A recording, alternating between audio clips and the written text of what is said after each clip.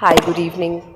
We've had such great sessions since morning, and I'm very optimistic and determined that we're going to beat this one with ours.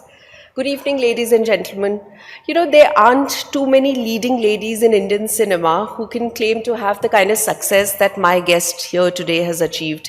And at an age where most of us, if you'd recall, were barely starting out. And we'd see how she's kind of within a very short span of time grown as a superb actor, entrepreneur, and even now a producer.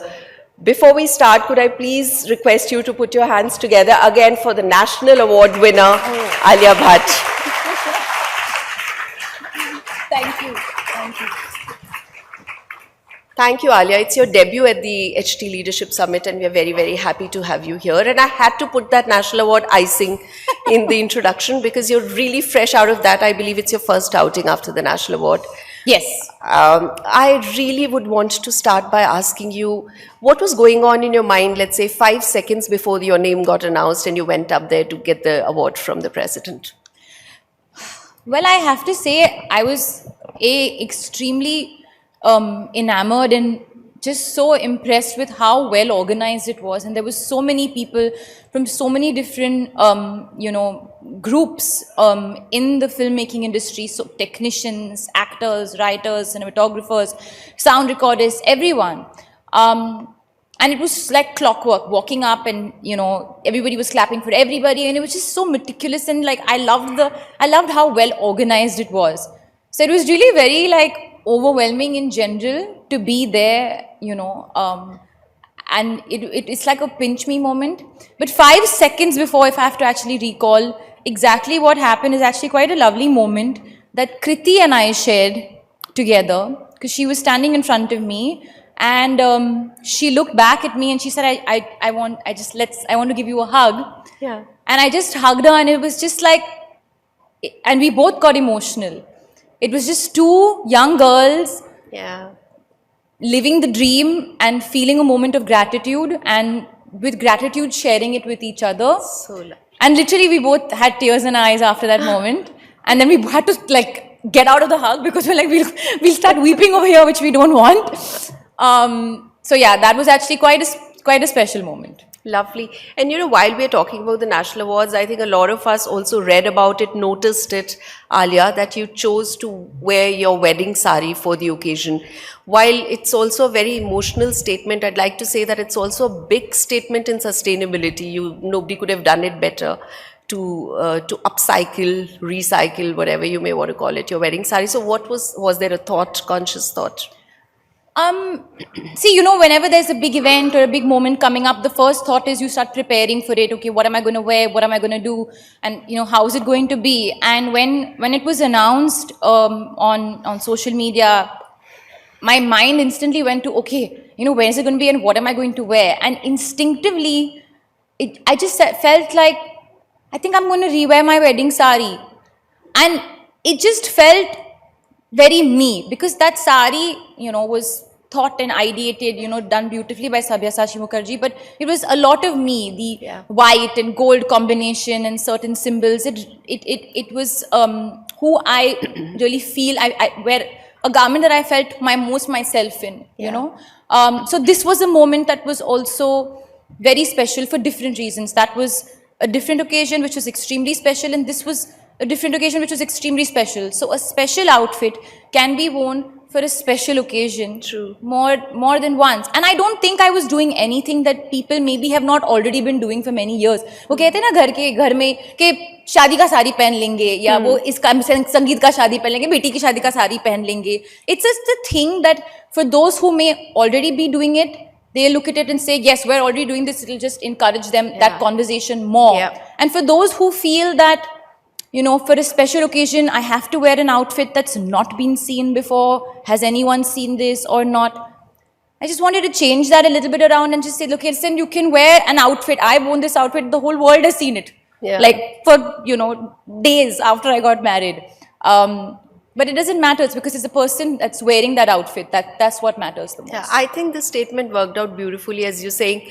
I would say commoners do say that भाई की शादी में पहन लेंगे अपनी शादी का जोड़ा and all of that, but typically I don't think too many celebrities, and especially those at your stature, who've gone ahead and made that statement. So it does seem very relatable to a common Yeah, person. I think it's just us being mindful that you don't always need to buy a new outfit. Yeah. It's maybe the more conscious thing to do. Yeah. And you may not be able to do that all the time, but if you land up doing it a couple of times, it's a big statement to make for yourself True. and for the planet. So true. Well, before I go on, I'm just reminding the audiences that we'd have barely a few minutes after the session to take audience questions. So if you do want to ask her something, please, there's a chit on your table, and write something and pass it on to Rini, so that once we have time, we could look at that. So Alia, coming back to the last couple of years in your life, and that, I mean, I'm sure that there've been many milestone events that may have happened right when you debuted in the film industry 11 years ago. 23 films that you've done, and some of which have been spectacular in terms of performances. I've done 23 films. You've done 23 in 11 years. Oh, that's what research tells us, unless there are films. I'm not counting your debut in Sangharsh as a child artist. Do you I would remember count that because I think that's the only way it'll maybe add up to 20 plus. Anyway, yeah, the number not big. Yeah. Perhaps. So basically what I'm saying is that last year, I think the middle of the last year, career-wise, started with Brahmastra, and then the way this year opened for you, and then, with Darlings, with Gangu, with now with Rocky and Rani. This all happened at a time when Bollywood's really been going through the biggest roller coaster that Bollywood could ever imagine. This year's been good with some of the blockbuster things, but there was also a time when people were just not willing to come to theatres. And Rocky and Rani did supremely well. And similarly, Darlings, even though it was an OTT film, again got you so much of acclaim. Would you say that this has been a milestone period for you? That's one. And a related question is that when you started out as Shania in Student of the Year so many years back, to Gangu, which got you a national award, and there's been Razi, there's been Highway, there's been Urta Punjab. Have you been going up that ladder on more intensity into your roles? I think, yeah, what you said about there was a certain nervousness post the pandemic. I think in every industry, not just the Indian film industry, to understand how the consumer, how the audience is really going to respond to the content that we've created. A lot of the films that I had worked on prior to the pandemic, and some even during, came back to back with Gangu and Darlings and Brahmastra. This all just happened like back to back. So it was a very overwhelming year, because it's a lot of effort that you put in, and into any project or business. When you put in years of effort, teamwork especially, everybody's waiting with bated breath for the final outcome. So when you pass on the final outcome, that's always like a whew, it's a bit of a relief. I'm not sure I'm someone who takes a step back and looks at my career like, oh, that's a milestone moment, or that's a milestone moment. I don't cut to a wide shot that often in film language. I like to just keep my head in the game and just move forward with each, like literally on the Friday, I let the film go to the audience, and then whatever the fate of the film, I accept it. I assess if things don't go well, I assess what didn't go well. If things go well, I have a grateful heart and I move on. It's the way I've always been, and I think that keeps me really comfortable and grounded. I don't really swim in successes or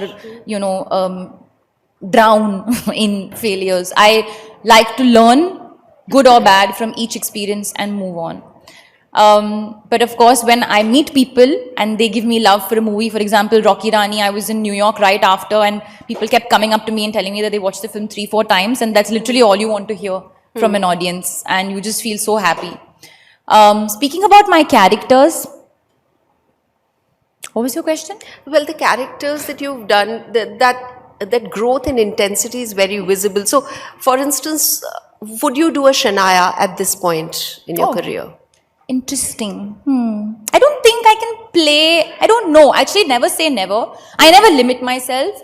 Yeah. I really go with my instinct. I definitely feel my personality, of course, as anybody's personality would, has evolved over the last 10 years. So maybe my choice of movies, the way I approach every film, the process has become more, I will have a different process for every film. True.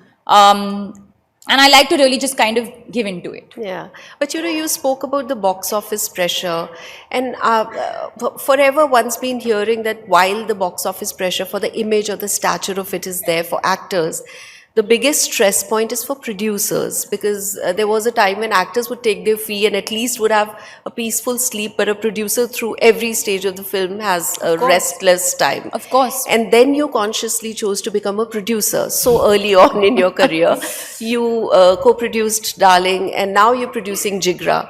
So what made you take the risk, if I may call it, to turn into a producer so early on? Yeah, so Jigra as well, I'm co-producing with Dharma Productions. Yeah. I had such a lovely experience while working on Darlings as a producer. It was such a creative ride, and I learned so much. And I genuinely believe, in fact, I was recently at the Olympic Committee session, and our Prime Minister was speaking, and he said something that really stayed with me. He said there are no losers in life, they're just winners and learners. And I believe I'm a learner. At every step, I'm always learning. I don't believe I have all the answers. And of course, it's a bit of a tightrope to walk when you're learning as a producer, because, you're putting something down there, you're putting content out there. But I just felt a very deep sense of satisfaction when I was creatively involved in that journey. I consider myself a creative producer. Sure. So that experience felt very wholesome. It felt very holistic. It was not inward. I was not just thinking about my acting, my role, how am I coming across in the film. I was thinking about the film as a whole. So I felt that, okay, now I want to put together content, not necessarily content that I'm acting in. And we are at Eternal Sunshine Productions working on various things. Yeah. And I also thought that it's a good opportunity, like I did with Darlings, to give support to a new talent, like I did with Jasmeet. She was trying to get a film on the floor for many years, and she came to me with Darlings, and I loved it, and she's extremely bright. Right.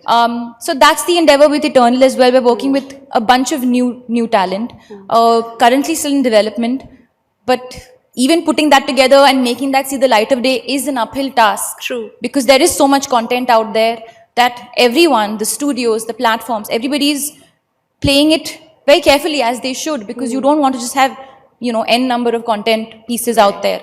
So that itself is a learning step right now. Well, marrying creativity with commerce is a tricky process, in the sense that a producer is always out to tell actors ki jaldi kar do, finish jaldi kar do, itna budget over budget ja raha hai, and all those kind of hang-ups. So now, since you understand the actor's side of it, and you know that nobody wants to waste the producer's money, but still as a producer, when you worked on Darlings and now that you're working on Jigra, has the actor Alia changed a little bit, because there's also the producer Alia on I think I was always very conscious. In fact, what changed in me as being a little bit more conscious on each day spent on shoot was after I started my own brand, Edamama. Then my attitude towards brand shoots changed. I was always very professional, always on time, always punctual, always, do whatever the client and the agency and everybody wants. But there was a certain amount of just awareness that came after Edamama, my brand, my children's conscious clothing brand, came to life. Because I realized, okay, that every second matters, and it's all resting, not all, but a lot of this is resting on the way this campaign comes out and the marketing of this campaign. Right.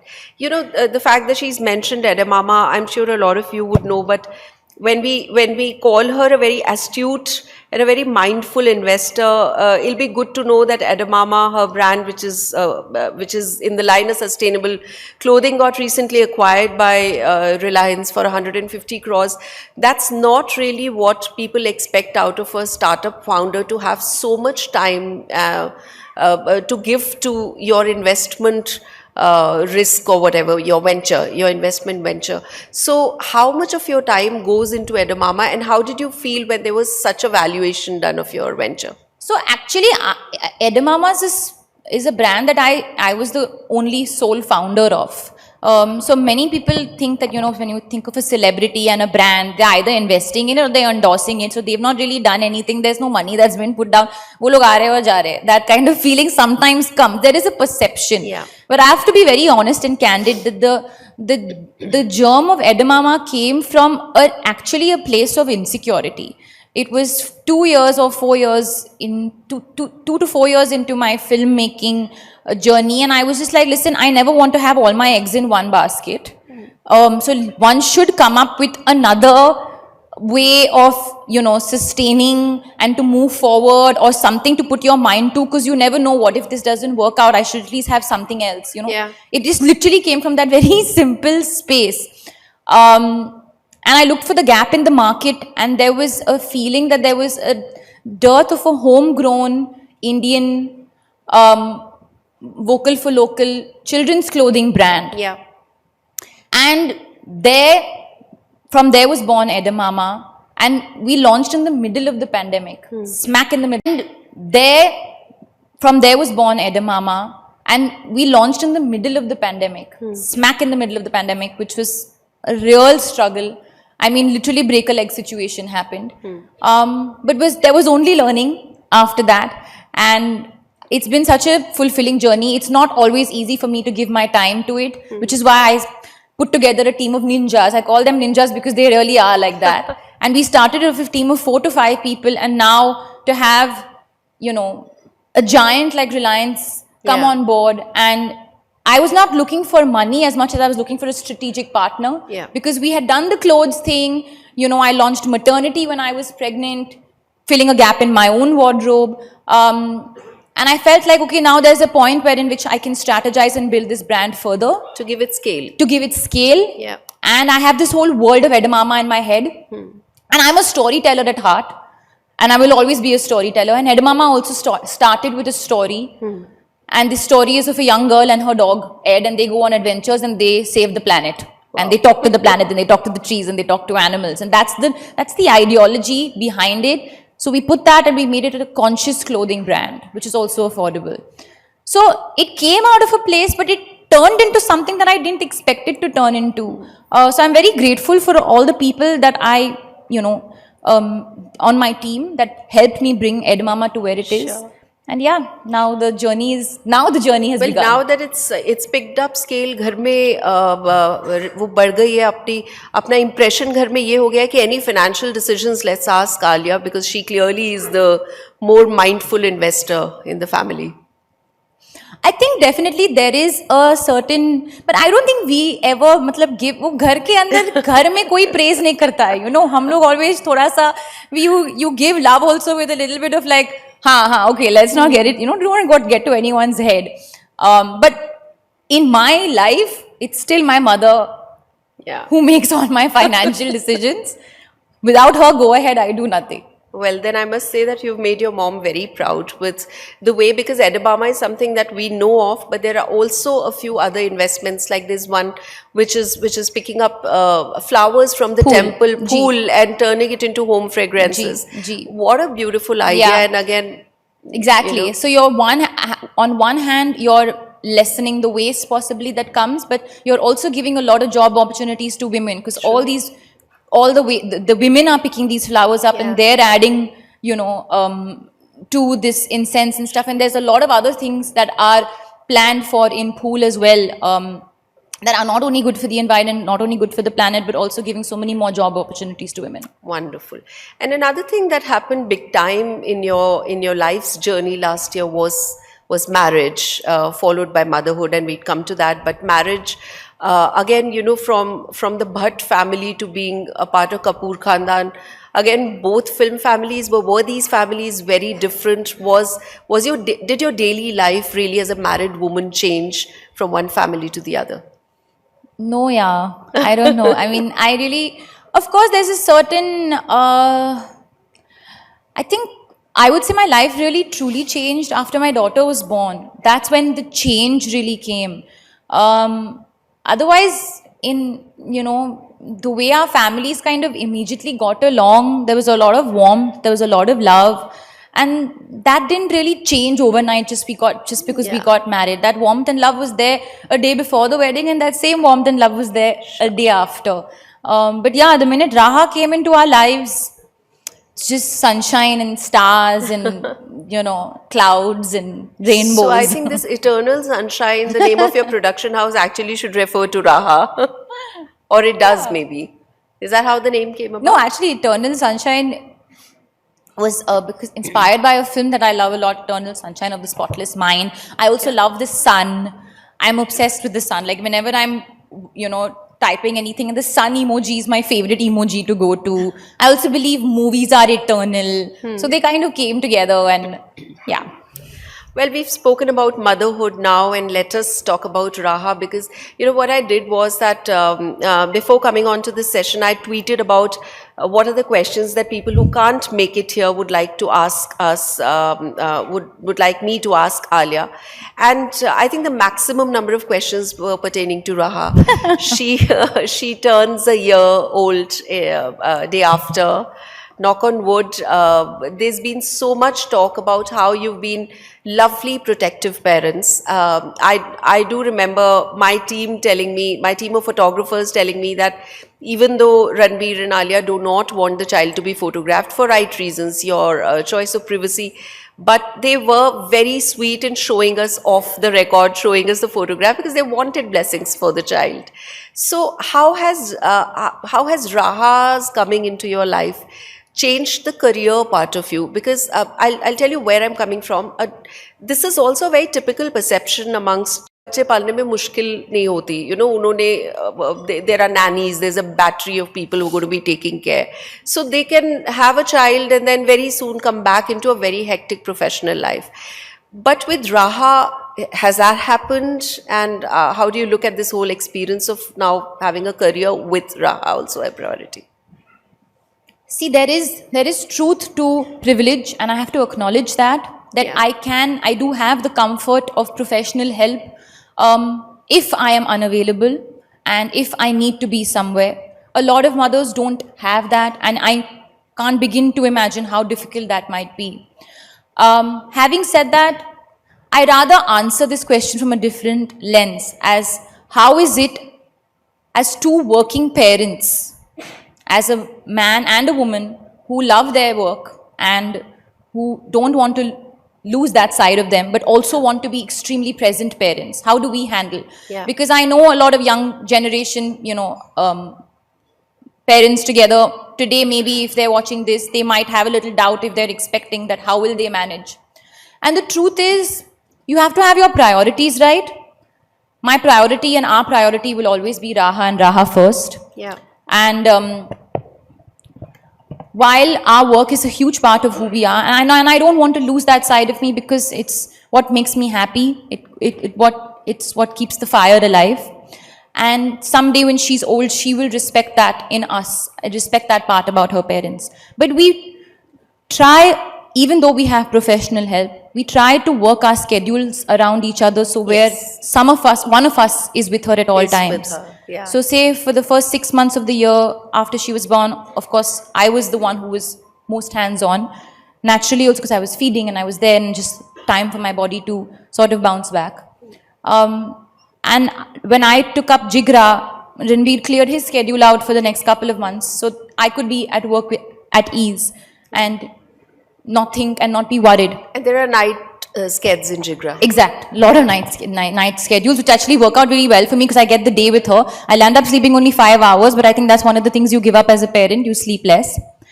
But I also want to say, I think we as celebrities maybe get asked this question a lot, so we suddenly build up the celebrity, or how is it being working parents or working mothers? But women work, yeah. My nanny who comes for my work, she has 3 kids at home. Kids of her own, yeah. And even the women who stay at home and work, that's also work. Stay-at-home moms are also working. Lots. A lot. खेत में भी अगर जाते तो बच्चे को साथ में लेके जाते हैं या स्कूल में ड्रॉप करके, मतलब वो बहुत नॉर्मल चीज है. Working is a very huge part of our culture. We're workers and we'll work till the last breath. So I think we're giving ourselves, or maybe celebrities, too much importance. But I have to be honest and candid and say that you can't do everything right, but you can't be a perfect parent. You just have to be good enough. Yeah. And you just have to keep your priorities straight. And of course, there are days where I'm emotionally, like, it is difficult for me to leave her. And even for coming to Delhi today, I guess I just want to keep kissing her face. I don't want to even leave for a second. But we're here, and she's, touch wood, she's okay, she's happy. Yeah. And I'll go back and I'll get all my cuddles and love and, make sure she's not out of my sight. Sure. So the balance is important. Yeah, and if you and Ranveer have to travel, again, it's mummy ji or Haan, mummy, either of the moms taking yeah, care I think her grandparents, they are waiting for a chance. They're like, please, tum log holiday pe jao, leave her with us. We want all the time with her. Yeah. So yeah, that way I'm very blessed to have not only, of course, the professional help, but a really enthusiastic family. That's always willing to babysit. Another thing that your fans wanted to know was that now that she's turning a year old, are they likely to see a glimpse of her? So I have to say this because I think, again, where I don't want it to seem like, oh, I'm hiding my daughter's face and all. I'm proud of her. Literally, the camera's not rolling right now. I'll put her giant image up on a screen over here because I love her. We're proud of our baby. But I think the intention with which it came out initially is we are new parents. We don't know how we feel about her face being splashed all over Instagram. She's barely a year old, or all over social media. We don't find the need for her to be a moment of paparazzi currently. She's still too little. But it's not like we'll never let anybody see her face. It's not that.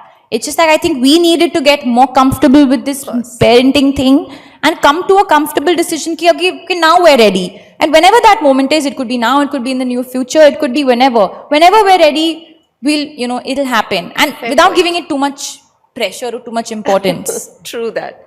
Fair point. Alia, another thing that happened recently in your career was a lot of international exposure. One by way of Heart of Stone, which was a film that you did. But also by way of some international collaborations, like you took up the Gucci ambassadorship, you attended the Met Gala. Has there again been a conscious decision that being an international influencer is now the way to be, because we are all thinking global?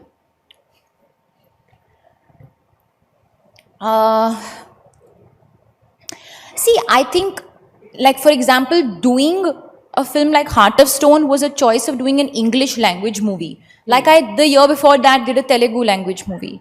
Hopefully in the near future, I'll do a Malayalam language movie or I think the idea is to broaden your horizons, do as many languages, reach out to as many, industries, get outside your comfort box and comfort zone again and again. So that was the intention. And whereas Gucci and everything else, I think I've said this before, it's an association that I feel is most organic because of how much I believe in I really naturally connect with the products of the brand. But Gucci has come to me because Gucci wants India. Gucci doesn't want me. Gucci wants India. And I represent maybe a certain demographic that speaks to, a certain section in India. So I think it's only proof of how booming the Indian market is and how much anticipation there is to bring on the consumers from India to global brands as well. So for instance, when you went to the Met Gala, and now that India is practically a growth story that everyone seems to be talking about, did you see a perceptible difference in the way now Indian celebrities are being treated abroad? I didn't feel anything different. So I think that's the difference. I was treated the way anybody should be treated. Yeah. A lot. Of course, South Asian representation can only become better and better. I don't think we should ever stop there. That can only become more. But even when I'm traveling and,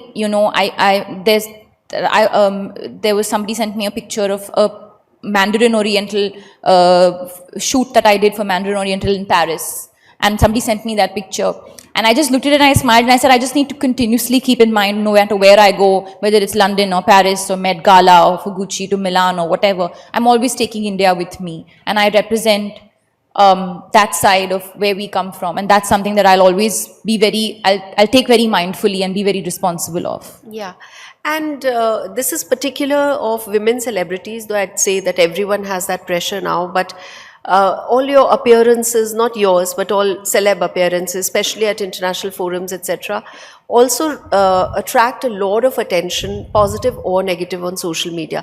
Not just the appearances, and you've been at the receiving end of it, but again, for everyone, this whole phenomenon of social media trolling becoming excessive, personal, sometimes toxic, if I may use that word. People have an opinion on someone's married life, their relationships, how they are in terms of with their other colleagues, etc. So it's come your way, and how have you? Does it anger you? Does it bother you? And if it does, how do you deal with it? So, I mean, I said this earlier, I've lived my life in the public eye. So, I've gone through different stages with any sort of scrutiny that maybe I've faced. Maybe initially I was a little bit more defensive, younger, you're a little bit more like, Arey, but why are they saying this? Maybe later on I was a little bit more dismissive, like, forget it, nobody cares. But I think I've grown into a person who genuinely feels that I have nothing to complain about. And I don't think it's fair, the position that I'm in, maybe the privilege that I have. It doesn't look nice for me to be like, oh, I don't like that people are saying maybe not nice things about me. I don't feel that that's correct. So even though maybe sometimes you don't want to read nasty things about you or your relationships or your family or your loved ones or anything like that, you don't want to do it, nobody enjoys it, but I'm not going to ever fight with my audience, because those people writing it, they're my audience. So as long as my movies are doing well and I'm entertaining them, when I say I'm grateful for all the love, these are the moments that I actually have to show my gratitude. Not only when things are all hunky-dory and people are clapping for me, but maybe when there are no claps and there's a bunch of trolls, I still have to maintain that gratitude, because that came my way. And I am here who I am because of the audience. True.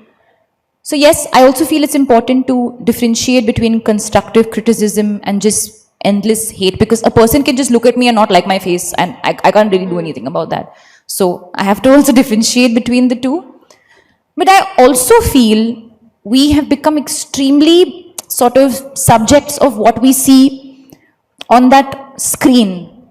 I rather focus on my day, and if there is some chatter, I hope it dies down and you kind of move forward. I'm at the end of the day, I'm a human being.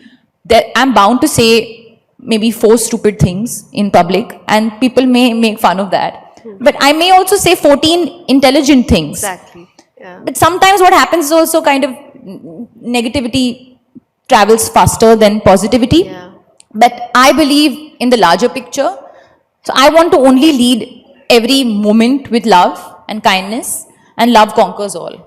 That's all I need to say. Well, that's so true. And also, social media sometimes seems unforgiving, but if the other person is willing to accept and sort of, for instance, Karan was earlier here with Charlize Theron in a session, and he, in a very nice but a self-deprecating way, he was talking about all things that he's been trolled for and how it used to affect him beyond a point, and he would shy away from talking about that, but he's now talking so openly about the very things that he'd been trolled for. Yeah. So I think it's about like, it's not like nobody's unfazed. I mean, nobody gets like unaffected by any sort of negative, like you have moments of vulnerability.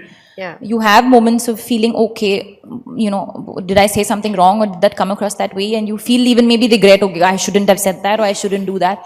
Maybe also I have become more personal, as I become more private a person as a result. But it's not like I'm ever going to fault anyone for it. I've never even in my life spoken back or say, you can't say this about me, or you don't say this about me. Even when people, like sometimes lies, like complete lies are spoken. Yeah. I have never said anything back, because I believe that's not the way I want to conduct myself. I'm openly going to be vulnerable, but I'm openly also going to be kind and accepting. Jo bolna hai bolo. As long as you enjoy my movies and as long as I manage to entertain you, That's all that matters. And with each of these movies that are turning out to be successes, and your role getting more and more evolved and mature, does that also act as a sort of vindication for the fact that now you're being offered very, very intelligent, if I may use that word, intelligent roles? Yeah, I've always had touch wood, good roles come my way with good filmmakers, and I've become, like I said, because after thinking like a much larger picture, maybe my mind and space has opened up a little bit where I'm not just paying attention to the role, but I've always actually been the one who goes for the film first, and then you work on the role, because if the film works, everything works. So yeah, I think I'm very grateful for all the people that I've worked with and I'm working with. And sometimes you have to create opportunities, or create, like, sometimes you feel like doing a certain part, or you feel like putting a certain thing out there. I may have to create that opportunity for myself. तो वो देखेंगे जब होगा. A lot of actresses that I've known all along do not like the term female-centric or women-centric movies, and I think for the right reasons. Correct. Because unless there are male-centric movies, which there aren't, so why should they be women-centric? But the kind of roles that you've done, let's say with the Razi or Darlings or Gangu, there seems to be a statement that you're making in terms of taking the entire onus of how that film would do or not do on your shoulders. Is that too much of a stress? Is that a stress, leading the film on your shoulders? I would say yes and no. Yes, only because, I mean, if the film, God forbid, were to not do well, it does sort of reflect badly on your report card. But no, also because it's not just me making the movie. And I say this, it's not just Alia acting and Alia directing and Alia talking to Alia and being with Alia. It's not just that. A film comes to life because of various factors together. So when a film does well, it's not just my success, it's the whole team's success, and most importantly, the director's success, because the director is the captain of the ship. So I actually rely wholly and solely on my director, and I genuinely believe that if the film is good, it'll do well. A good film will always do well, and a good film can't do well with one person. So yes, there is that pressure. Maybe I will take for my, just for my satisfaction, that okay, I hope ye chal jaye types. But I know that at the end of the day, it's a team effort, and jo hoga so hoga types. But you're not averse to any genre, and when I say genre, I mean also in terms of doing multi-stars. That now that you've seen success as a person who can take the entire film on their own shoulders, these multi-star film, full masala films with several actors, etc., is still on, right? I think it depends on, again, it depends on the film, script, and it depends on the part, and it depends on the part and what I'm adding to it. I think ensemble films are great. Films when you see various actors together and they're all playing a little part and contributing to the larger picture. I think it looks really fun, and you feel really happy, especially when you see your favorite actors come together. So I think it really just depends. For me, it's all on the script, and I don't think too many other actors in the film, I don't want to do it. I'm not giving myself so much importance ever. Which is your favorite role? Which is a film that you've felt very, very proud for having signed? And if at all there's a film that you regret passing by? It's difficult to choose between your own films. So I would say I'm going to use what someone said to me. The next one is always the best one. So the next one is the one I'm most excited about, you can say, which is Jigra. I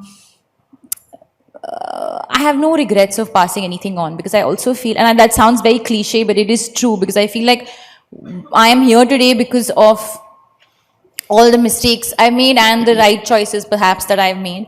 I have other regrets, like not regrets, but I wish maybe, now when I reflect 11 years into the industry, I wish I'd picked up maybe a dance form 11 years ago that I should have seen through.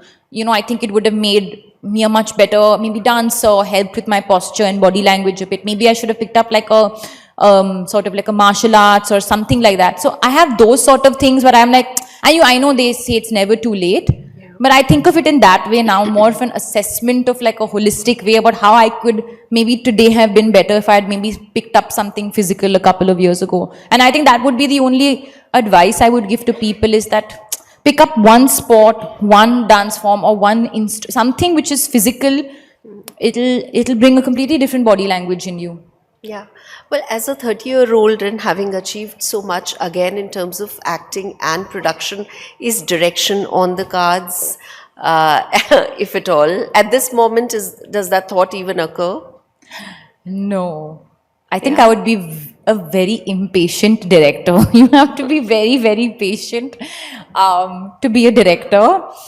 No, I don't think I have it in me. Also, at least, again, never say never, but I think I don't have that kind of command over a story to tell it. I can aid other storytellers together and kind of push them together and say, okay, go have fun. As a producer, I can do that. But I don't think I can be the one telling the story myself. Yeah. Yeah. Well, it does seem although like... although Sanjay sir, sorry to cut you. Yeah. Sanjay sir, Sanjay Leela Bansali once told me, Alia, you should direct a film one day. And I'm like, sir? He said, yeah, you will see. So I said, then coming from him, I was like, I couldn't believe it. Yeah. Well, on Sanjay, tell us the experience of working with Sanjay, somebody like him, when film is actually like in its true sense an art form, right? From the sets to how he makes a person. And now with Baiju Bawra, people have a lot of, there is anticipation in the air. I don't know if you can talk about any of that or not.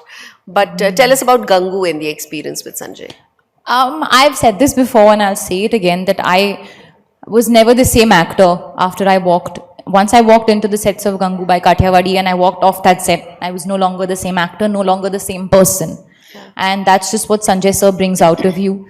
I felt like I could do anything after doing that movie. And, of course the next challenge will definitely come up, but it just feels so rewarding and so, it's a very giant self journey experience along with your filmmaker, with him that I had. It was a lot of hard work, a lot of just daily giving everything that you had. Is he not the strictest director that you worked with? I wouldn't call him strict.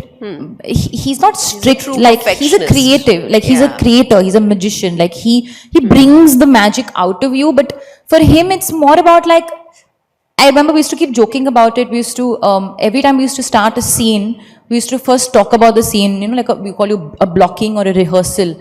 So before every scene, when he would start talking about it, he would say, this is a very important scene. This is the most important scene, which he would land up saying eventually about every scene in the film. So finally I was like, so every scene is important. He started laughing. He said, yeah, that's the way I go with every scene. It's too important. This is what the film relies on and stands on. So you have to go into it with that conviction and with that energy. And you land up giving it your all and you'll be like, by the end of it, I don't even know how time would pass on that set. It's just honestly, truly one of the most rewarding experiences. I think there must have also been a work culture stuff that you may have picked after working with Sanjay, because that's how he is on the set. So somebody was telling me that even on the sets of Jigra, for instance, now, or maybe that's been a habit. You don't take your phone and you're completely into it when you're shooting. So he has Jigra, for instance, now, or maybe that's been a habit. You don't take your phone and you're completely into it when you're shooting.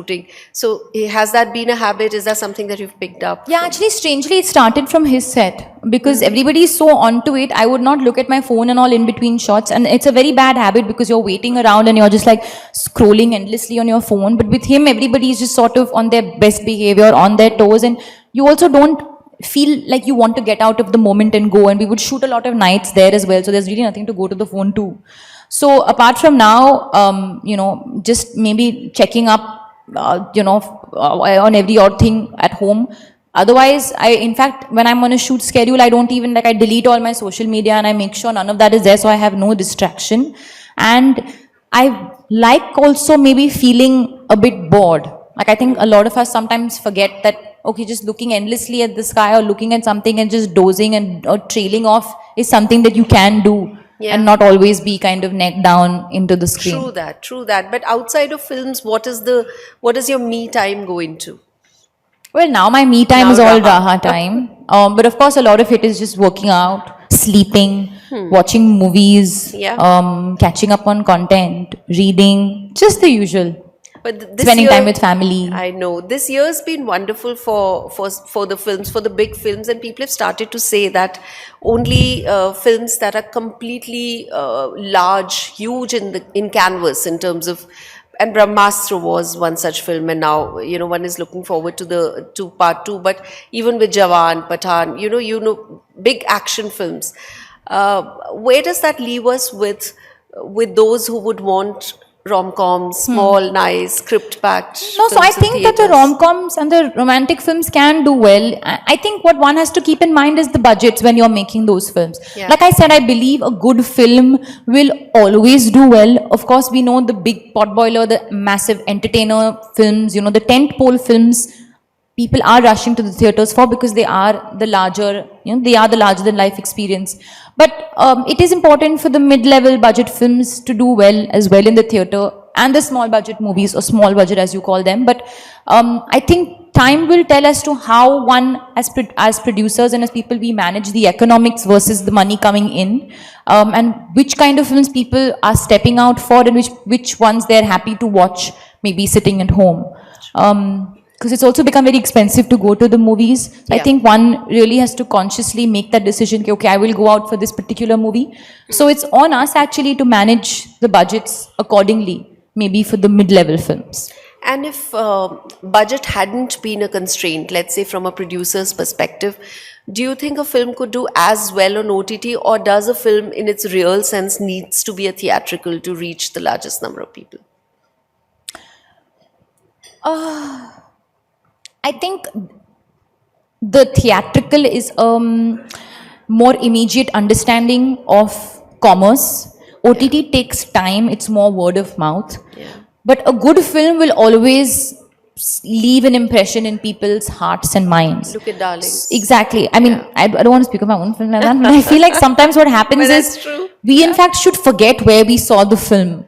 It should just be we saw that film and we loved it. So actually a lot of people saw Gangubai on OTT much after, on Netflix, across the world in fact.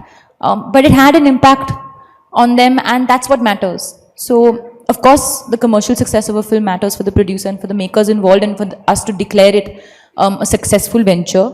But ghoom phir ke, the film has to connect. And if the film will connect and the budget is not crazy, then it will be a success. I mean, it's not as simple. I'm making it seem super simple.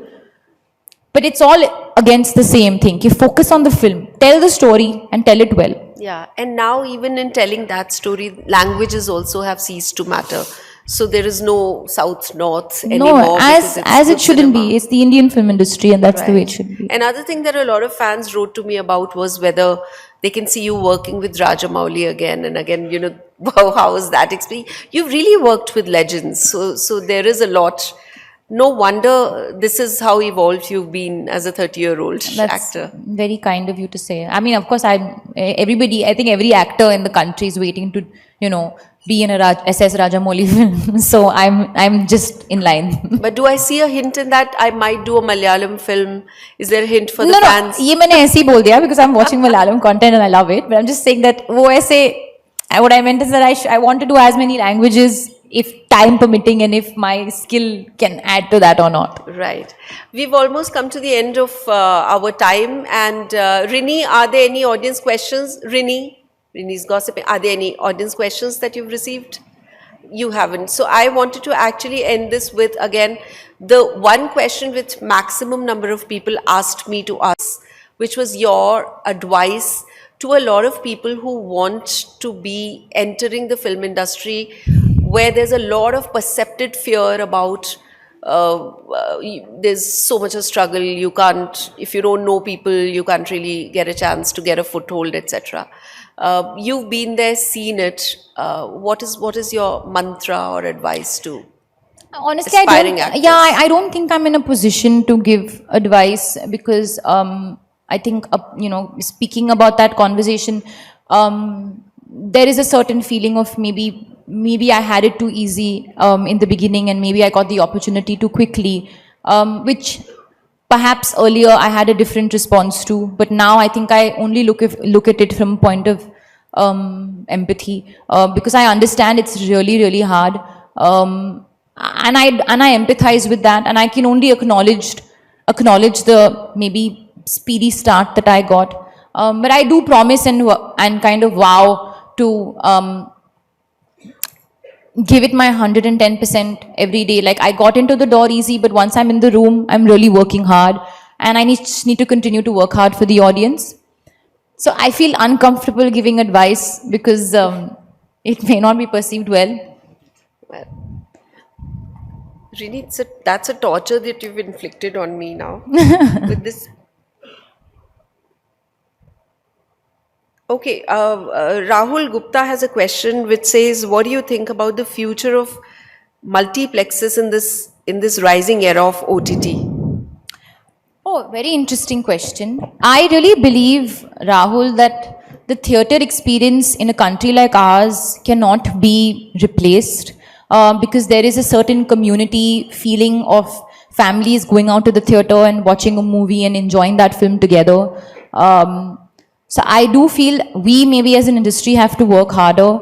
Yes, the multiplexes, there is a lot of chatter and conversation that, the concessions inside and the food and beverage, etc., will end up being very expensive, even more so than the ticket. So I think one has to really, maybe the stuff that comes into the big screens has to really be worth people's while. And that is the endeavor. I think it's always a learning process. It's always a learning curve. But the last month has been quite fabulous for the industry. So people are very charged to learn from that and take that forward. Super. And there's another question from Jigyasa, and she says this is about Edamama and how, do your personal beliefs coincide with the vision statement, which actually you've answered in a way. But now that there is a physical store, also. There's a pop-up. We will have physical stores soon. Yeah. And yes, my personal beliefs do coincide with the philosophy of Edamama. I have to say though, again, I mentioned this before, that we are human. So I may not do everything right, or may not take every right step towards being conscious towards our planet, towards our environment. But it's just about asking those few questions, maybe seeking those few answers and taking those tiny steps towards living a more conscious future. Because it's a shared planet and we have to leave it behind for our kids and the generations to come. So the conscious clothing brand came from being more aware with what fashion can do, maybe, to the rising carbon levels. So use natural fabrics and no plastic and natural dyes and green denims and stuff like that, and recycle paper and recycle plastic or whatever, packaging. But also the prints and stuff on the clothes are all raising a younger, newer generation of young planeteers. Beautiful. Well, these are very, very wise, sensible words from Alia Bhatt that we are ending this session on. Alia, all the very best for Jigra and for everything that you decide to do in your future. And thanks a lot for taking out the time. Thank you. Thank you so much. Thank you.